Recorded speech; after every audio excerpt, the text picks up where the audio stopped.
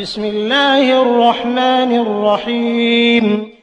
لا أقسم بهذا البلد وأنت حل بهذا البلد ووالد وما ولد لقد خلقنا الإنسان في كبد أيحسب أن لن يقدر عليه أحد يقول أهلكت مالا لبدا أيحسب أن لم يره أحد ألم نجعل له عينين ولسانا وشفتين وهديناه النجدين فلاقتحم العقبة وما أدراك ما العقبة فك رقبة أو إطعام في يوم ذي مسغبة يتيما ذا مقربة أو مسكينا ذا متربة ثم كان من الذين آمنوا وتواصوا بالصبر وتواصوا بالمرحمة أولئك أصحاب الميمنة والذين كفروا بآياتنا هم أصحاب المشأمة